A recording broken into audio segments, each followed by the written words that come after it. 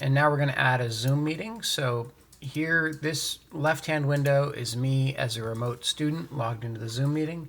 This right-hand window is me as a teacher running that Zoom meeting. I'm in the class.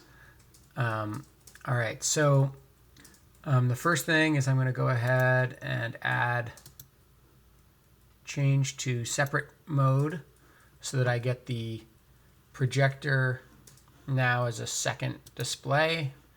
I look at arrangement and I can see the displays off to the right. So when my mouse leaves the right, it goes up onto the projector.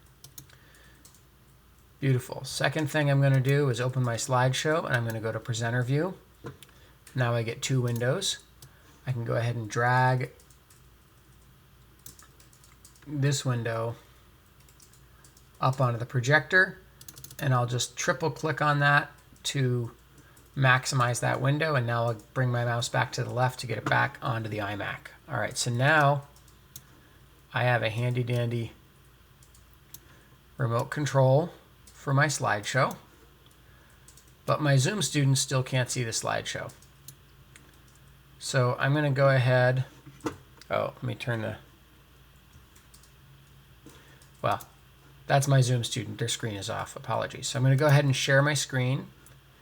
And I can choose either the Google window, or if you think you might want to open secondary windows and put anything else, I'm just going to choose the second desktop. That way anything that goes on the projector goes home. So that's a nice way to think about it. So desktop 2 is going to be my projecting desktop. Desktop 1 is going to be my kind of working desktop. So go ahead and desktop 2, share.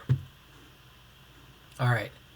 Now, unfortunately, my screen at home is my student, so that's why it just went full screen. So that little shift wouldn't have happened to you as a teacher. So you, the teacher, now though you would get all this extra. Oops, sorry, that Zoom interface is on my computer. Let me get that out of the way. All right, so here's what you, the teacher, would see. What's a little hard is that Zoom puts the extra Zoom interface up here on the sharing screen. So if you wanted to, remember this is your computer and this is the projector. So you got to kind of drag the mouse over to the projector. Oops, hey, come back and get this. And I'm wondering, can I move that whole bar? I can. I can drag that bar back. So that's much better. Now I can actually control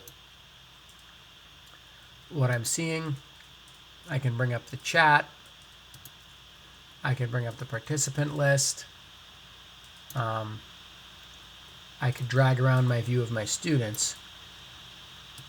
Go ahead and minimize that. So now I've got a view of my students at home.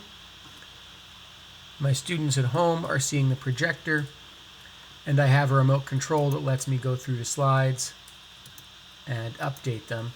I'm just going to shrink this and show you the student at home view so you can see what it looks like if you are the student at home. So actually on my computer that's in a separate desktop. So here is what the student at home is seeing. Window, exit full screen.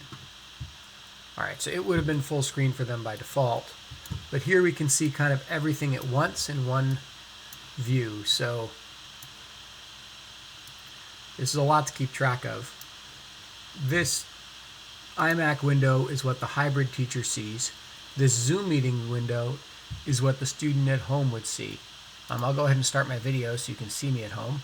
There's me at home. The iMac can see the student's video on there. They can also see the classroom that's still projecting. So that's if the teacher was standing in front of the computer, you would see the teacher right there. So there's the teacher, there's the slideshow, and meanwhile the slideshow is also up on the whiteboard. And as a teacher, rather than having to lose my mouse over to there, which is tricky, I can just click next. And when I do that, the slide changes in both places. So now I'm controlling a slideshow and I'm talking. If you're doing an extended lecture or if all of your lessons are slideshows, this might be worth setting up. You can see it's kind of a lot to get straight, and you got to drag all that Zoom stuff back onto your window because it's very hard. There's my Google Slides controls, and here's what my student at home sees.